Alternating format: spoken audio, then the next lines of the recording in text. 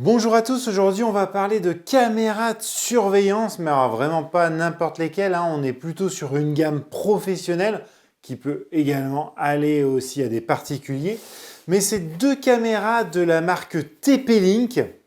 La première c'est la TP-Link Vigi C340S qui est, comme vous voyez, de forme bullette. Et ensuite, j'ai la Vigi C540S. Ces deux caméras m'ont été envoyées par le site Ubitech. Ubitech, je vous en ai déjà parlé. C'est un site qui revend des systèmes de sécurité à des prix vraiment compétitifs. Je vous mettrai le lien en description de la vidéo pour que vous puissiez voir un peu ce qu'ils vendent. Dont bien évidemment ces deux caméras-là. Et vous allez voir qu'elles se ressemblent beaucoup. À l'intérieur de chacun des packagings, on avait la caméra plus un manchon étanche RJ45, un gabarit de perçage, un petit Quick Start Guide, et puis des vis et chevilles pour pouvoir accrocher les caméras.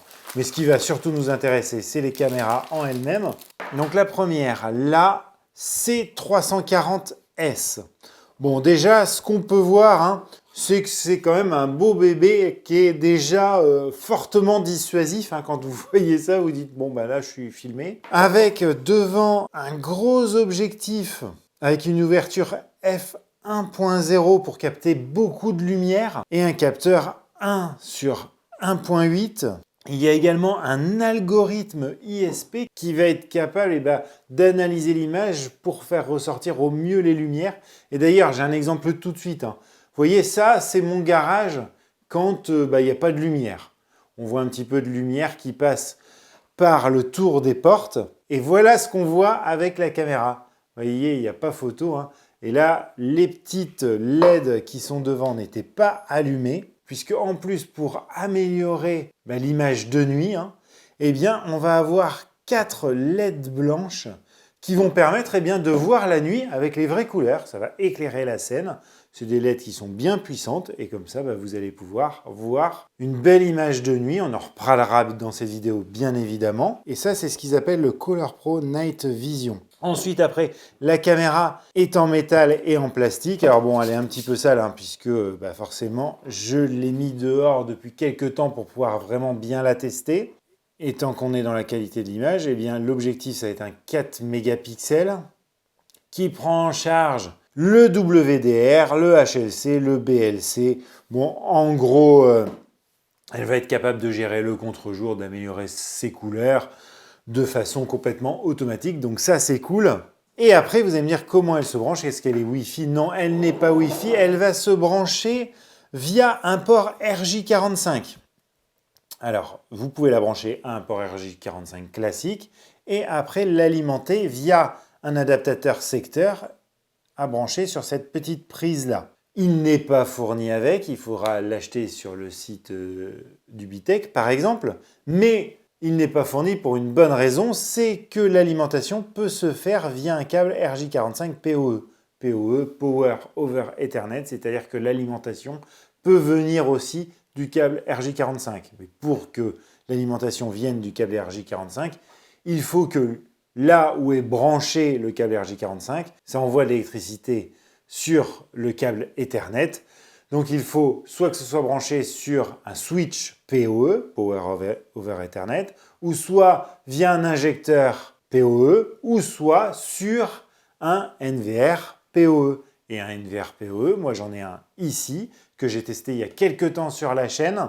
Pareil que m'avait envoyé le site Ubitech. Je vous mettrai le lien vers la vidéo ici et en description de la vidéo. Et le NVR que j'avais testé à l'époque, c'est celui-ci. Il est également de la marque TP-Link Vigi et c'est le 1004H à 4 ports, 4P. Et oui, puisque vous voyez bien qu'on est sur des systèmes qui sont quand même plutôt professionnels. Et en fait, TP-Link, vous avez deux branches, la branche Tapo pour le particulier et la branche Vigi qui, elle, est plutôt orientée professionnelle, mais même si vous êtes particulier, vous pouvez quand même vous équiper avec. vous aurez quand même du bon matos. Donc l'avantage du NVR, on va pas refaire la vidéo, mais c'est que eh bien, le stockage de toutes les images de toutes les caméras qui sont branchées dessus sont stockés à l'intérieur dans un disque dur. Et donc, si vous ne le branchez pas sur un NVR et que vous le branchez sur un simple RJ45, eh bien pour enregistrer les données, puisque là, vous ne fonctionnerez que sur une application mobile qui s'appelle l'application Vigie. C'est une application mobile comme vous avez sur les autres marques de caméras de surveillance. Et bien là, vous avez un emplacement, alors sur chaque, sur la C340S, il se trouve ici, et puis sur la C540S, il se trouve ici. Où là, vous allez pouvoir mettre une carte micro SD jusqu'à 256 Go. Et comme les deux caméras encodent en H265+, eh bien, vous allez pouvoir stocker beaucoup sur 256 Go. Je vous parlais tout à l'heure de l'application Vigie, qui sera essentielle pour les faire fonctionner si vous n'êtes pas sur un NVR. Par contre, si vous êtes sur un NVR TP-Link, eh bien, ça sera un complément puisque ça va vous permettre de surveiller ce qui se passe chez vous, en dehors de chez vous. Ça va de pair avec le NVR. Si on continue sur nos caméras, donc elles sont IP67, elles ont 2 voix audio, donc c'est-à-dire que vous pouvez parler aux gens qui sont autour de la caméra et les gens qui sont autour de la caméra peuvent vous parler et vous, depuis votre smartphone, vous pouvez les écouter. Après, chose à savoir aussi, les caméras peuvent fonctionner entre -30 et 60 degrés. Et la seule grosse différence que vous allez avoir entre ces deux caméras, c'est que, comme vous avez compris, celle-ci est rotative et que celle-ci aura un angle de vision de 95,2 degrés quand celle-ci aura un angle de 104 degrés. Et vous allez voir qu'elles ont des intelligences artificielles pour détecter les humains, les véhicules qui sont vachement bien. On en parle tout de suite puisque je vais les installer et on va se retrouver devant mon NVR. Et voilà, donc j'ai branché mes deux caméras sur les ports RJ45PE derrière mon NVR et sur l'écran de mon NVR. Eh bien, on va retrouver les deux caméras. Donc, celle-ci, c'est la caméra rotative et celle-ci, c'est la caméra fixe. Donc, ce qu'on peut voir au niveau de la caméra fixe, comme je vous ai expliqué tout à l'heure, là, normalement, on est quasiment dans le noir complet et il y a juste un petit peu de lumière qui passe au-dessus des portes là, qui prennent pas très juste. Et la caméra fait qu'on voit quand même relativement bien. Alors, il y a un peu de grain que vous voyez pas forcément. Mais en tout cas, je vois ce qui se passe à l'intérieur. Si quelqu'un rentre, là, je le vois sans aucun problème. Et ça, c'est quand même assez cool. Ici, on va retrouver donc la caméra rotative, que bien sûr, je vais pouvoir tourner. Alors, ça déforme un petit peu l'image, là, puisqu'on a ce bandeau qui vient se mettre sur le côté. Mais vous voyez, je peux la faire bouger sans aucun souci, me décaler comme ça. Et comme vous voyez, l'image est assez bonne. Vous pouvez même, d'un simple clic, aller directement à un endroit. Directement, tac, elle vient se positionner. Voilà, donc il y a un peu de fisheye, là. Je ne sais pas si vous vous en rendez compte, vous voyez, le toit de ma maison est un peu arrondi, mais c'est dû au fait qu'il y a ça sur le côté. Si je l'enlève, hop, voilà, c'est plus droit. Il y a un petit peu de fisheye, mais pas énormément. Chose sympa que vous pouvez faire, c'est faire des pré-réglages au niveau du pan tilt. Vous pouvez lui dire, moi par exemple ça, je veux que ce soit le pré-réglage 1. Hop. Après, en pré-réglage 2, je veux que ce soit ici, définir comme pré-réglage. Et du coup, maintenant, au niveau du contrôle de pan tilt, ici, j'ai mes pré-réglages qui sont déjà faits. En cliquant dessus, celui-là, hop, je vais directement à mon pré-réglage 1. Et si je veux aller à mon pré-réglage 2, je fais ça. Hop. Voilà, c'est quand même assez pratique, je trouve. Vous pouvez aussi régler la vitesse de déplacement de la caméra. Donc là, par exemple, je vais en vitesse 7. C'est beaucoup plus rapide. Après, chose intéressante, il y a bien la possibilité de capter le son autour de la caméra, puisqu'elle a un micro intégré, si on fait ça. Et voilà le son capté par la caméra, et vous voyez qu'en plus, elle a l'avantage de me suivre. Elle fait suivi de mouvement aussi. Alors, je ne sais pas si vous m'entendez très bien. Je suis environ à 7 mètres de celle-ci. Tiens, vous voyez, en même temps, ça permet de voir, là, comme j'ai quitté l'image, qu'une fois que la caméra a fini de suivre le mouvement, elle revient dans sa position initiale que vous avez pré-réglée. Donc ça, c'est assez cool. Par exemple, moi qui voudrais surveiller ce qui se passe là devant chez moi, eh bien, ça détecte un mouvement, ça le suit, et une fois que ça a fini de suivre le mouvement, hop, ça revient à son emplacement de départ. Donc ça, c'est plutôt cool, hein, il faut au moins ça. Mais au-delà de ça, le son est bidirectionnel, donc vous pouvez aussi parler aux gens qui sont autour de la caméra. Là, depuis votre smartphone, via l'application Vigim, on va y revenir tout à l'heure, ou via directement le NVR. Vous pouvez parler là, puis les gens qui seront autour de la caméra vous entendront. Ici, vous pouvez accéder à l'historique de ce qu'a vu la caméra. Donc là, par exemple, si on vient sur ici, on va normalement voir ce que je viens de faire à l'instant. Voilà. Mais vous voyez que c'est quand même bien et l'image est bonne. On peut même zoomer un petit peu dedans. Vous voyez, on voit quand même assez bien ce qui se passe. Et puis après, vous avez tous vos enregistrements ici sur la timeline. On va revenir sur les éléments qui peuvent déclencher un enregistrement. Donc là, j'ai ce qui se passe sur cette caméra, mais si je prends l'autre, hop, je vais avoir ce qui se passe aussi. Vous voyez, là, c'est tout à l'heure. Voilà, c'est mon chien qui sort. Ici, vous pouvez déclencher une alarme directement sur la caméra, et ça donne ça.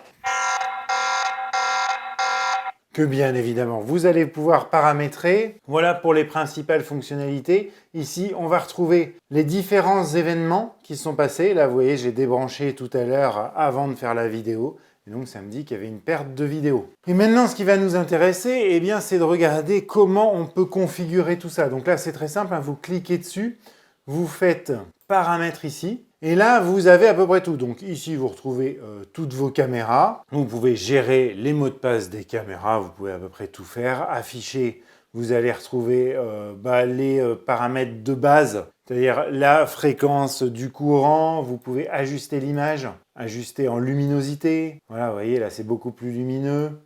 Vous pouvez gérer le contraste, la saturation, la netteté, les paramètres d'exposition. Vous avez aussi la balance des blancs. Très honnêtement, hein, moi je mets tout en auto, ça je me prends pas la tête. Ensuite, vous avez ici l'OSD pour pouvoir afficher ce que vous voulez sur les caméras. Les masques de confidentialité, donc ça intéressant.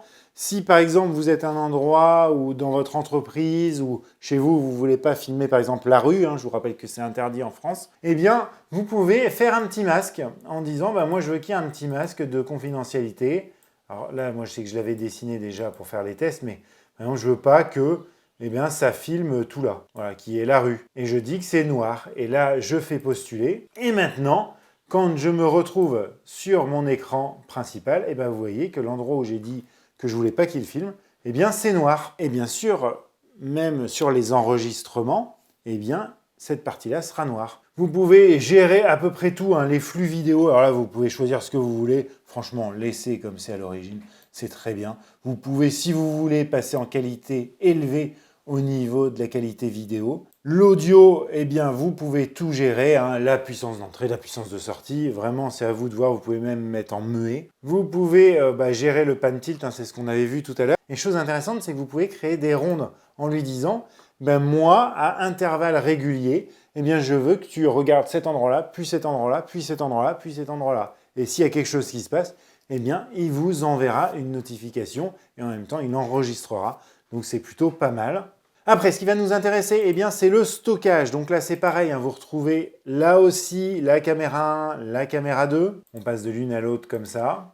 Et là, je peux dire que moi, je veux, suivant un certain programme, par exemple ici, enregistrer en continu. Tout ce qui se passe, ça va être enregistré sur mon NVR. Et tout ce qui est en vert, je veux que ça enregistre s'il y a un mouvement détecté. Et si je veux que ça n'enregistre pas du tout, là, il me suffit de mettre la case en noir. Hyper pratique, graphique. Franchement, ça, c'est le top du top. Pour une caméra et pour l'autre, je pense que vous avez bien compris. Vous avez bien sûr les paramètres avancés où vous pouvez dire tu détectes un mouvement, je veux que tu enregistres tant de secondes avant jusqu'à 30 secondes et tant de secondes après jusqu'à 600 secondes. Après, ça c'est plutôt par rapport au NVR, hein, la gestion des disques, vous pouvez exporter les fichiers d'enregistrement. Donc ça, c'est plutôt cool. Mais ce qui va nous intéresser surtout, c'est les événements. Quels événements qui se passent devant ces caméras peuvent déclencher une notification sur l'application Vigie sur votre smartphone, mais aussi enregistrer ici, faire une notification sur le NVR, puisque Ce NVRA-là, par exemple, bip quand il y a un mouvement détecté, enfin en tout cas, quand il y a ce qu'on a voulu qu'il détecte. Donc là, c'est très simple. Au niveau des mouvements, vous avez une détection de mouvement classique. Donc là, si vous activez seulement ça, sans activer ce qu'il y a en bas ici, toute modification dans l'image, une feuille qui tombe, un chien qui passe, eh bien ça sera vu comme un événement. Donc, si vous l'avez planifié, ça enregistrera sur votre disque dur de votre NVR ou sur la carte SD que vous aurez insérée à l'intérieur de la caméra si vous ne voulez pas passer par un NVR. Et en même temps, ça vous enverra une notification. Donc ça, je ne le conseille pas trop, ça veut dire que là, vous allez être sans arrêt spammé de messages. Ce qui est vachement bien, c'est que vous avez la détection humaine ici. Et là, vous allez recevoir une notification que s'il y a un humain qui passe devant. Vous avez aussi un niveau de confiance ici que vous pouvez mettre. Moyen, c'est plutôt bien. Vous pouvez pareil programmer, dire moi je veux que tu détectes les humains que de telle heure à telle heure. Donc là par exemple, je mets que la détection humaine et je vais envoyer ma femme faire les tests. Je vais mettre la sensibilité à 100% avec un niveau de confiance plutôt bon et ma femme va venir de la route qui est au fond et on va voir à quelle distance le mouvement, enfin en tout cas le mouvement humain est détecté. Hop là, elle voit qu'il y a quelque chose, elle ne l'a pas pris encore pour un humain. Ça y est, là elle le prend pour un humain. Donc là, c'est plutôt une bonne chose. Elle détecte qu'il y a quelque chose qui bouge, donc elle se met, elle regarde ce qui se passe. Et une fois qu'elle est sûre que c'est un humain, donc ça c'est le niveau de confiance que vous allez pouvoir régler, qui va lui faire enclencher plus ou moins loin le fait que c'est un humain. Donc ça c'est franchement une bonne chose, bonne détection, assez loin. Là on est peut-être à plus de 20 mètres hein, là où il a capté ma femme. Ensuite après, eh bien vous avez la détection de véhicule. Donc là on va faire le test, je vais enlever la détection humaine. Donc normalement il ne devrait plus détecter ma femme, mais il devrait détecter que les voitures. En tout cas, les voitures qui bougent, parce que là, il y en a une qui va rester en place. Donc là, je fais postuler. Et là, maintenant, je vais demander à ma femme de se rendre à la voiture. Si tu peux te rendre à la voiture, s'il te plaît. Là, il détecte le mouvement, il suit, hein, mais ne m'enclenche rien. Il ne me dit pas qu'il y a quelque chose. Voilà, là, par contre, il détecte qu'il y a la voiture, puisqu'elle est en train de toucher la voiture et que la voiture bouge, elle vient d'ouvrir la porte. Vous voyez, là, elle est dedans, ça s'est coupé. Dès qu'elle va reculer, normalement, on devrait avoir une notification.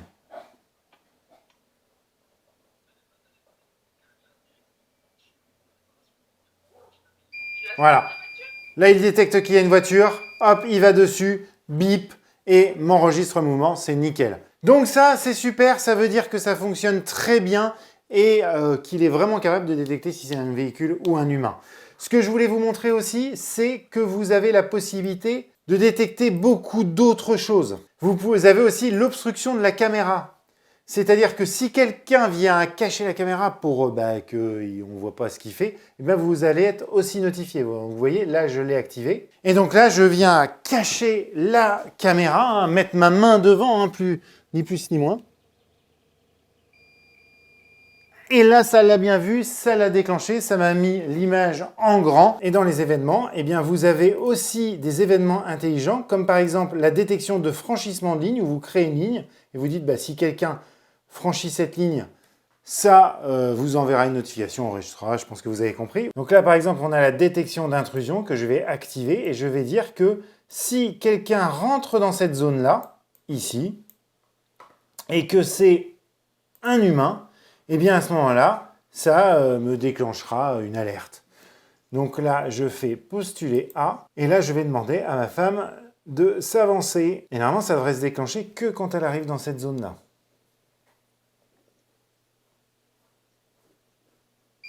Voilà.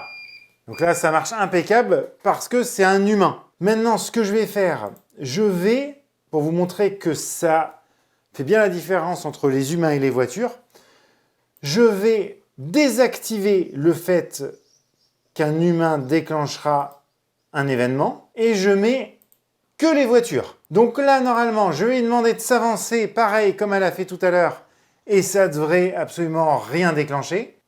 Et voilà, ça déclenche rien, puisque je lui ai demandé que ce soit que les voitures. Et on va faire le test. Maintenant, ma femme va avancer en voiture dans cette petite allée. On va voir si ça fonctionne, parce qu'en plus, la voiture, ce ne sera pas complètement à l'intérieur. Et ouais. Et là, eh bien, ça a bien fonctionné. Donc, vraiment, la détection humaine et la détection des véhicules fonctionnent super bien. C'est exceptionnel. Alors, je l'avais déjà vu sur les 2 anciennes caméras dont je vous avais parlé, la C240i et la 340i.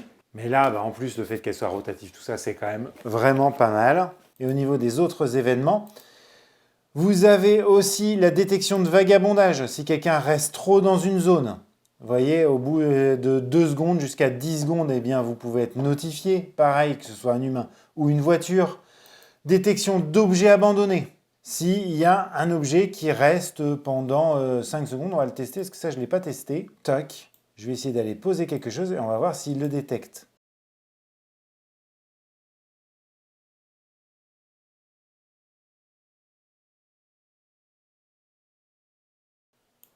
Bon, alors j'avais pas mis le buzzer, mais vous voyez que ça a bien enregistré qu'il y avait un objet qui était dans la zone. Et puis après, vous allez plus en détail sur la détection humaine, la détection de véhicules et la détection de sons anormaux. Ça, c'est quelque chose en plus qu'on n'avait pas sur les autres caméras de la dernière fois, puisqu'elles n'avaient pas de micro. Donc là, on va faire le test. On va dire que si elle entend par exemple des sons anormaux, ça va buzzer. Et tous les événements, je peux dire que ça m'envoie aussi un courrier avec une photo de ce qu'elle a pris. Et puis, ça peut m'envoyer aussi une notification push. Donc là, c'est que ça m'enverra une notification sur mon smartphone via l'application Vigie. Je fais postuler A. Et on va essayer de crier à côté. Là, par exemple, je vais crier. Ah! Il l'a détecté tout de suite. Ça a bipé. Et bien sûr, ça aura enregistré. Et au niveau de la nuit, eh bien, comme vous pouvez voir, on voit quand même relativement loin. Et encore là, je ne suis pas aidé par les murs blancs qui sont de part et d'autre. Mais après, je n'aurai pas forcément assez de recul pour pouvoir vous montrer tout ça. Et là, vous voyez que j'arrive à détecter qu'il y a un humain à 20-25 mètres. Donc c'est franchement pas mal. Après, je ne suis pas capable de me reconnaître à 20-25 mètres. Mais dès que je m'approche un peu, eh bien, on voit très bien, avec les vraies couleurs, une bonne résolution, même l'image est très bonne, donc rien à dire là-dessus. Et puis après, au niveau de la caméra que j'ai mis à l'intérieur du garage, franchement, on voit super bien, on serait même capable, vous voyez, de lire dans mon bazar ici ce qu'il y a sur les cartons. D'ailleurs, on va faire le test. Voilà, vous voyez là que c'est de la marque Ava, ce que j'ai ici. Et là, je vais reprocher quand même quelque chose à cette caméra, c'est qu'il n'y a pas moyen de couper les lumières quand il n'y a pas de détection. C'est-à-dire que les LED blanches de la caméra, si vous décidez de voir la nuit, eh bien, elles seront tout le temps allumées quand il n'y aura pas assez de luminosité. Et ça, je trouve ça quand même un petit peu dommage parce que on a toujours des coins comme ça qui sont allumés. Si vous pensez consommation, ça ne consomme pas beaucoup. Vous voyez, normalement, une caméra, c'est entre 2 watts et 2 watts 2. Et si je vais là, vous voyez, là, les LED sont allumés sur les 2 caméras. Et je suis à 4 watts 3 de consommation pour la pan tilt. Et puis 3,4 watts pour la bulette. Donc, il n'y a rien vraiment de très important. Et je vous ai parlé à maintes reprises de l'application Vigie que vous pouvez télécharger sur votre smartphone, qui va se connecter directement à votre NVR ou à votre caméra si vous l'avez connecté sans passer par un NVR. Et à ce moment-là, eh bien, vous voyez, je l'avais installé dans un premier temps sans le NVR et vous la retrouvez directement sur l'écran d'accueil. Ici, alors là, moi, il n'y a plus rien puisqu'elle n'est plus connectée. Mais par contre, sur mon NVR, eh bien, je retrouve mes différents canaux avec mes différentes caméras. Et si je clique dessus, par exemple sur le canal 1, eh bien, je vois actuellement ce qui se passe devant chez moi. Je vais pouvoir parler aux gens qui sont autour de la caméra, enregistrer ce qui se passe devant la caméra, écouter ce qui se passe, parler aux gens qui sont autour. Vous pouvez aussi la faire bouger. Voilà, vous voyez, il y a un petit délai de latence, mais ce qui est marrant, c'est que vous le voyez aussi bouger sur le NVR en même temps. Et puis, vous avez accès à pas mal de réglages, même des fois un petit peu plus. Par exemple, vous voyez ici le suivi automatique. eh bien je l'ai dans l'application Vigie et j'arrive pas à le retrouver dans le NVR. Alors je sais pas trop pourquoi. Donc ça c'est pas mal. Vous pouvez, vous voyez, activer les types de détection. Vous pouvez déjà tout faire ici. En fait, tout ce qu'on avait dans le NVR. Moi, je vous ai montré parce que je trouvais ça beaucoup plus simple.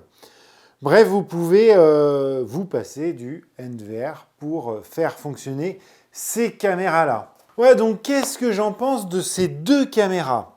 Alors, très honnêtement, à choisir, c'est quand même cool d'avoir la cam qui, elle, est rotative. Parce que les deux valent à peu près le même prix. Alors, c'est pas des caméras qui coûtent 2 francs 6 sous. Hein. Elles coûtent un peu plus de 150 € chacune. Enfin, vous avez vu quand même la qualité de ce qu'on a. Et c'est à peu près le même prix. Donc moi, à choisir, mon utilisation, ce serait plutôt de prendre celle qui est rotative. Mais comme vous l'avez compris, en tout cas comme je vous l'ai dit, si vous voulez faire des intrusions de zone ou regarder des choses comme ça, hein, surtout dans les paramètres de détection avancée, eh bien, vous serez obligé de bloquer la rotation. Donc après, bon, c'est à vous de choisir. Celle-là coûte un tout petit peu moins cher quand même.